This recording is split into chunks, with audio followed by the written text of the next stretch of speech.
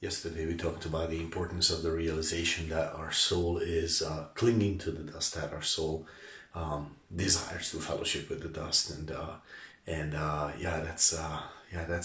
that's something we don't like to hear, but it is important to hear. And welcome to this morning jolt, a spiritual jolt from the Word of God. So that's Psalm 119, verse 25, and our soul cleaves to the dust. And as an example, as a few examples, we said that my soul craves, let's say, a scandal or a bad rumor about someone, or wants to see something nasty happen rather than wanting to see something good happen. We desire something low degree rather than desiring to experience a blessing of sorts. So our soul has that weakness and has that tendency. We should better say a strength, wanting to cling to that stuff, like has a special strength towards the dust. And this is a problem for us, of course, because we read about this in James 3:15.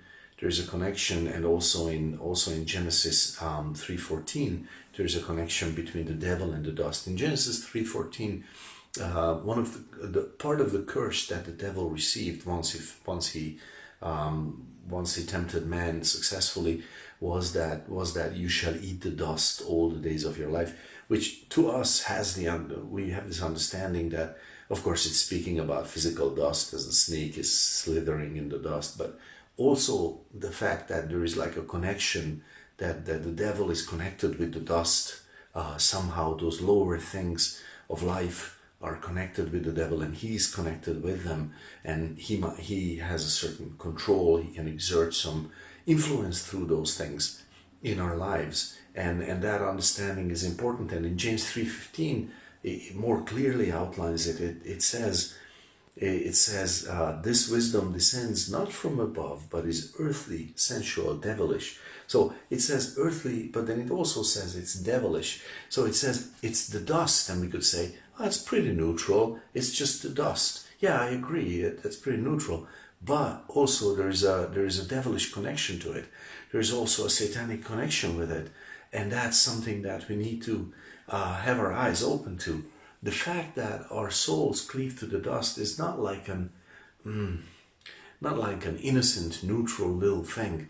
It is something that is endangering our lives, and since the devil is a murderer and has been from the beginning, but also even more scarily, it is a danger to our spiritual walk, right?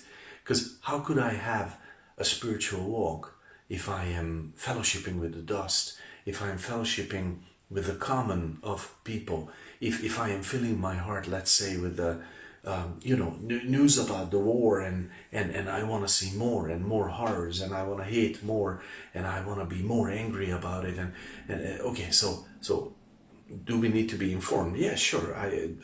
So that you can pray, so that you can, like ask God for a change, so that you can maybe help someone. Yes, of course, those are important. But on the other hand, just so you can fellowship with that stuff and fill your soul with it as a believer, you know what it's going to do? It's going to choke out your spiritual ability for God and for rejoicing and for worship and for depth in the Word of God. Why? Because the devil has an intimate connection with the dust of this world, with those evil events that we hate and we don't like, but maybe our soul craves to see and looks out to get. And this is, I believe, also true. There is this danger if you're, I don't know, we could just say a zillion things, I'm sure, but you're getting my point, I'm sure. If I'm letting my soul carelessly feed on the dust, then I am eating the same thing. I'm feeding on the dust, and my soul is cleaving to and I'm eating right next to Satan. And of course, he will have an influence on my life, an undue influence, and that will be crazy detrimental to my walk, my spiritual walk with God, of course. So God bless you with that truth. I hope that is a little bit of an awakening, maybe about something that you have let happen, and I trust that it helps you also move forward, because the answer is still the same as in Psalm 119 verse 25 says, very clearly it says, it says the Spirit, quicken me by your word, and the Spirit and the Word change this for us. So we always have the possibility of leaving that behind. It became a little more than I expected, but I trust that it's going to be useful for you.